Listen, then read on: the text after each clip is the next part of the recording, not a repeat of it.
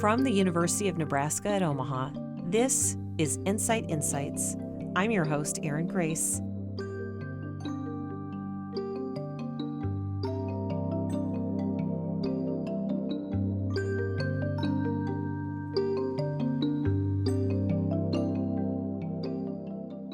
Well, welcome to another great episode of NCITE Insights. I'm so excited about our double trouble guests we're having today. Dr. Austin Doctor, political scientist, Dr. Joel Elson, IT Innovation Research Initiatives Director of, I just said your title totally backwards. Sorry. Works for me. And for our viewers / listening audience, you both represent the interdisciplinarity of NCITE, the chocolate and the peanut butter.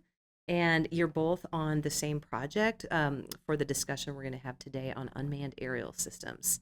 So this is going to be fun to dig into drones. Let's get right to it, Austin.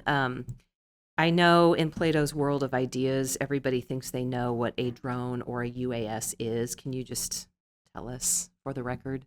Yeah, so in the broader context of unmanned systems, we're really looking at vehicles that are remotely piloted or assisted by GPS in their navigation. That can include aerial systems, like the types of platforms that we're talking about today, but also platforms and systems that are developed for ground or maritime environments. That was very succinct. Thank you. And these are apparently commercially available, Joel? Yeah, absolutely. So people, everyday individuals can purchase these online. They can go to their local big box store. They can grab one of these off the shelf. Increasingly, people are turning to kind of a build your own approach, and you can download complete kits, if you will, that can be then 3D printed. You can assemble these parts and make your own UAS, and yeah, very available. So give me an idea on size or scale or payload or anything if you can. Oh yeah, this is fun. So you can go really, really small. We're talking, think of a quarter. Really? And I'm sure there's smaller, but the ones that come to mind are as small as a quarter, and then we can get as big as a car, right? And everything in between. So if you or I wanted to go on a little joyride around the building, we ourselves leverage a bigger drone. These can come in forms of like fixed wings, or these can come in like octocoppers or quad-based motor systems. So just to stick with this point for a second, when you said as big as a car, I did not know that. And so what differentiates a UAS that is that big that people could actually get in from a regular aircraft? Yeah, sure. So just thinking about how they're used and what's going on, right? A lot of times, a regular aircraft, you need special training and a lot of, skills to be developed over a period of time. A lot of these systems we're seeing used here in Nebraska for, agriculture spraying or, kind of replacing crop dusters, if you will, being able to really isolate the dissemination of a chemical or something like that. And that's my, do you have an added differentiation between just to think that in the unmanned systems sort of ecosystem, the crew operating and controlling the device isn't co-located with the vehicle, right? So you think about a typical commercial aircraft, the crew, the pilot, everybody's on board. That's not the case with an unmanned system. Got it. That is helpful and scary, which kind of tees up what I want to ask next is to talk about your research. I mean, 10 years ago, everybody was getting a drone for Christmas. Why do we need to be concerned about them now? I'll tee it off, and then you can kind of take it over there. So for one, and we've just mentioned this, is they're very easily to acquire, they're very easy to build, and they're increasingly available to steal, right? Because if you have a farmer's large system sitting, in a barn or something that has just minimal security, a padlock or something, they're increasingly available, right? And so I think that is true. There's more and more devices with more and more capabilities. You can have payload carries. We can go for flights. We can lift objects, the size of, multiple gallons of liquid or bricks. We can have nothing on board them, but really great cameras, right, for taking photography and pictures, and they can also be used and are being used for just pleasure, as people want to experience flight, or putting on goggles and having a bird's eye view of their neighborhood. They're being used for quite a number of purposes. Right. And to your point, Erin, the drone issue and even threat related to terrorist exploitation of these systems, it isn't new, but it's enduring. That means it's unresolved, and it's evolving in some key ways. And I think that's facilitated in part by the broadening scale of their availability, meaning that a larger number of users, including lay users like myself. I'm a political scientist by training. I don't have a drone-based education, but a larger number of users are able to take these out of the box and use them effectively. You have the scale dimension. There's also the sophistication element, where the capabilities of these systems out of the box permit the carrying of larger payloads, longer flight time, assisted flight operations, so that a larger base of users are able to access them right out of the box. And that presents some new challenges. Well, and we are seeing this being deployed in warfare, right? We've seen it on the battlefield with Ukraine and Russia, in Yemen, I believe. Do you have any examples of, more graphically than just the places I've named, of how they're being used and why it would be advantageous to use, say, a drone versus, some more expensive piece of military equipment? Yeah, I would look in the context of the Houthi forces using drones, in the context of the Islamic State and their drone development program, and even in the context of Ukraine, which is where we've seen a lot of innovations applied. These have all demonstrated the outsized value of incorporating drones into a broader portfolio of violence, right? So first, drones are able to access targets that other means are unable to reach. We've seen drones also incorporated in what's called a combined arms approach. So it's not just drones in some cases being used alone to attack a target, but also being used as adjuncts with ground forces moving towards the same target. And that presents some unique outsized challenges. In the case of the Houthi forces, it's relatively unique to those maybe in the Islamic State or others in Iraq and Syria, in that they've been able to acquire more military-grade systems and use those drones to attack further reaching targets, including airports and critical infrastructure in the Gulf area. Are we sort of surprised, given what you both just said, from the size of a quarter to the size of a car? Joel, I'm not going to forget that. Frightening on either end of the spectrum there, to the easy access to these devices, to the fact that you don't have to have sophisticated levels of training to use them, that we're not seeing more malevolent use of them right now? I mean, we I think are starting to see more and more malevolent use of it. Asa can speak to a number of news articles, from power plants to just border incursions. But we are seeing them being used increasing. I think you had some stats on the number of these being in the thousands. Right. So I think in an FTO context abroad, we're certainly seeing drones incorporated into the operations of a larger number of terrorist organizations. Hundreds of drones, over 100 drones, were used in the Hamas October 7th attack in support of those acts of violence on Israel. We saw HTS using drones as part of their takeover and campaign in Syria. And that adds to a longer list of FTO, foreign terrorist organization actors, that have found value in incorporating them into their operations and have demonstrated or built out processes for incorporating them into their organizations.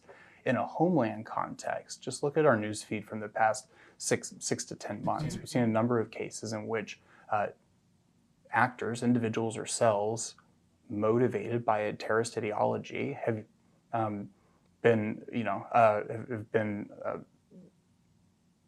they have conducted or planned attacks that incorporate drones. Most recently, we saw an individual inspired by the Islamic State using a drone for ISR purposes, surveillance of a military installation in Michigan in order to support an armed attack on the site. And so this isn't something where we're looking over the horizon and saying, hey, this is coming 5 to 10 years from now. This threat is present. It's on our front doorstep. So, what do we do about it? I mean, what is the regulatory space like for threats to the homeland specifically? And it kind of creeps me out, if I'm just being real candid here, about the fact that anybody in their backyard with any of this any of these devices and their capabilities can either use them for spying or, nefarious or not. There seems like it's an invasion of my privacy or my safety. So what does the regulatory space look like here in our country? Or can anybody use these at any time?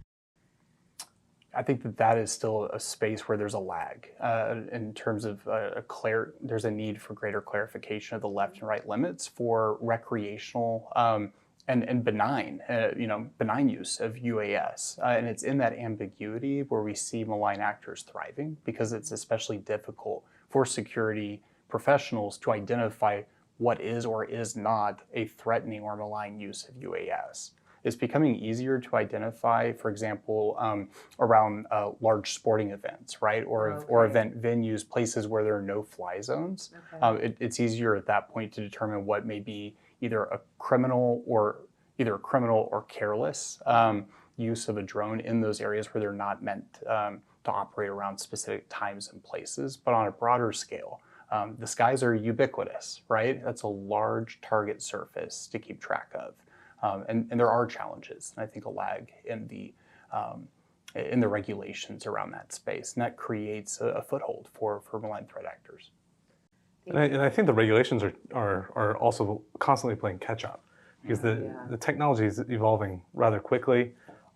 You see, you might not be allowed to use certain radio frequencies in certain areas, but now you don't even need that. You can just use a spool of fiber optic cable to fly these things around. So you're constantly having to play kind of this cat and mouse game. And so I think a lot of our work is going to kind of inform, these key stakeholders, local municipalities and state-based authorities, trying to figure out, what we can do to better educate them, also to maybe inform policy and law to allow them to take action if needed. And so we're doing a lot of work in this area. Forgive what will sound like a terribly ignorant question, but how do you counter these? I'm in law enforcement. It's the College World Series. I see the UASs, above the stadium. Are there ways of disabling them remotely? Yeah, absolutely. I think we can both kind of speak to this. A number of systems that are consumer-facing systems, have unique identifiers that, as the drone is being operated, authorities are able to identify and specifically understand kind of who's operating the drone. Joel, sorry, tell me how that works. Yeah, so basically it's kind of like a voluntary, at the moment, I believe, voluntary process for which a drone manufacturer will report this information out as a consumer would take off. That flight would kind of be logged. There is, a number of processes where people who are operating within the rules, they can register certain flights with the FAA, things like that. But problematically, as I think, is increasingly the case, there's a lot of people who are having systems that are kind of outside of those regulations. They're either uninformed and don't know to do these registrations of flight, or because they are a 3D printed or an at-home build, they don't see the point, or they intentionally are hiding that. So that's just one aspect. Yeah, there's a wide range of counter methods that have been developed. They range from using hawks and eagles to shooting down the systems with firearms and everything in between, right? So using actual birds? Actual birds of prey, right, to knock these systems out of the sky. Wow. And that's a really cool solution. And in some tests have actually had high success rates. There's probably more of an issue of scalability there, right? When you're talking about the size of the U.S. homeland. And then as I said, on the other end of the spectrum, you have, at least in hostile and conflict environments abroad, shooting these down with small arms. But that's not an actionable solution in most homeland contexts. And so that presents unique challenges. So they're jamming, there are opportunities to jam the signal between the commanding element of the UAS system and the vehicle itself, and that can render it ineffective. So you have this kill chain for first detecting the device itself, for identifying it, and then rendering it safe, right? Bringing it down and rendering it safe. Some other options include hacking of the system. We've seen nets used pretty effectively in some circumstances, but it's always the cat and mouse sort of game. It's always that dance of innovation where whatever solution is developed to counter these, we see particularly malign threat actors finding ways around it. And that can be on the really low-tech side. The Islamic State, for a time, to confuse or to mitigate against RF or radio frequency jammers, were wrapping some of their systems in duct tape. Right, that's a low-tech solution to mitigate a counter approach. But we also have really more sophisticated solutions that Joel mentioned, fiber optic cables, which are obviously resilient to any type of RF-based jammer. And so it's that dance and that back and forth that adds that additional layer of those additional challenges to this process. To help me stay up at night and have nightmares, I can picture malign use of drones for surveillance. I can certainly picture it to use it as some sort of weapon. But what am I missing here? What's the in between for other malign uses of these devices? Yeah, we joked, but human transport, for example, you can have systems that are capable of moving people. And so that can be used for a number of purposes, from smuggling to just, deploying people where you need them. I'm trying to think of other ideas. I'm sure as we riff back and forth, we'll come up with a few. Yeah, I mean, we've seen drones used for kinetic attacks, right, to actually perpetrate violence. We've seen them used to support attacks and through ISR, intelligence, surveillance, and reconnaissance. We see drones used for logistical purposes, more by cartels than by traditional FTOs, but I think that's an area where we may anticipate seeing growth. Drones are also useful as a tactical adjunct to create diversions and distractions. And so that's another area where we see, you think about a flying drone moving one direction in order to create distractions, right? Look over here where the actual target, right, or means of attack may be in another one. And so these systems are being folded into a wide range of operational uses. Some have immediate implications for violence, and some are meant to support those broader aims. In some cases, also based off of the video systems that are available as add-on components or integrated elements, are also used for propaganda purposes, which then have effects beyond the attack itself and could be used to amplify the cause or perceived efficacy of these organizations or actors. I imagine certainly when you set about doing this research project, you went in with theories. What have you learned or what has surprised you in your research so far? And maybe, Joel, why don't you take that one? Coming from an IT innovation perspective, you would have a leg up on all of us in understanding their capabilities. But what have you learned that you didn't know? Yeah, I think we're really awed at autonomous capability and autonomous flight. The ability to dynamically adjust due to payload or environmental conditions, or even changing environmental factors. Maybe they enter into a spectrum denied environment, and then they can autonomously shift and start using another means of navigation, such as like site-based systems to kind of follow a map or follow a road, if you will.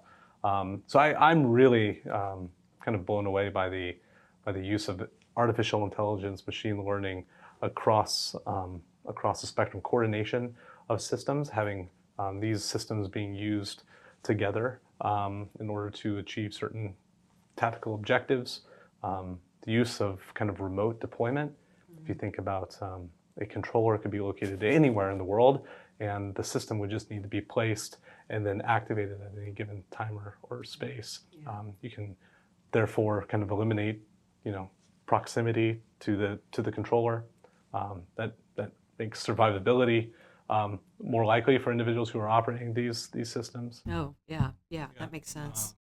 And it also allows people to have increased ability to participate.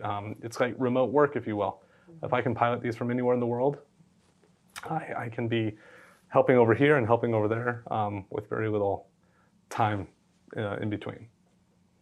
Austin, what should we be watching for in your research in the future? Yeah, I think just watch one of the key enabling factors of this threat stream, I think, is the democratizations of the widespread availability and accessibility of the technology. As a larger number of threat actors increase sort of in their intent to use these systems, the availability of that means that they're able to capitalize on those capabilities around targeted opportunities. The reality is we're seeing drones used by threat actors all across the terrorist ecosystem, right? So this isn't just coming from hostile FTOs abroad. We're seeing, like I mentioned, the pro-ISIS, the homegrown violent extremist in Michigan. We saw a neo-pagan accelerationist using a drone late last year to target a power grid in Nashville. There was a remote controlled ground vehicle that was used by a teenager who supported the Islamic State to target a pride parade in Arizona. Right. So we're seeing unmanned systems of various types and various levels of sophistication adopted and integrated by actors who espouse and claim a wide range of ideological motivations connected to terrorist causes.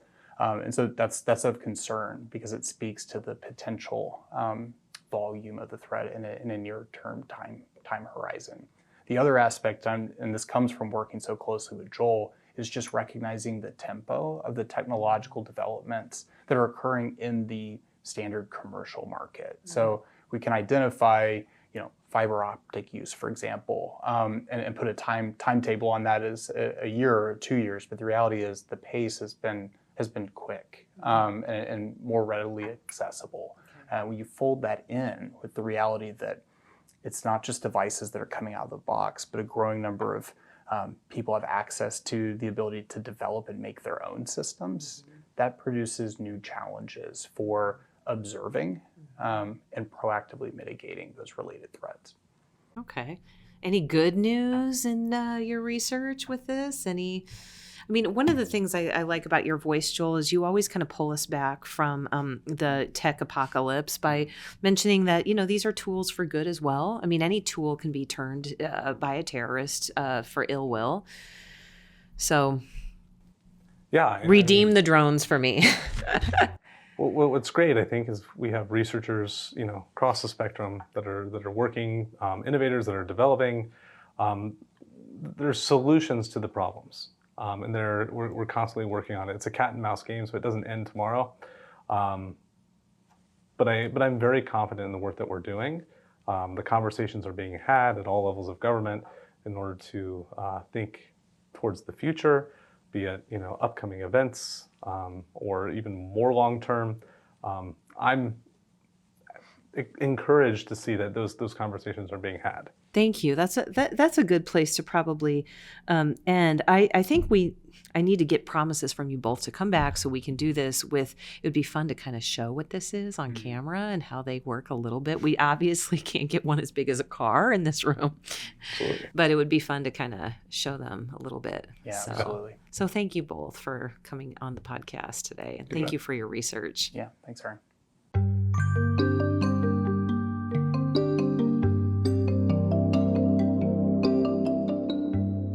This series is produced by Ben Badafarano, Erin Grace, Scott Jordan, and Blake Ersch.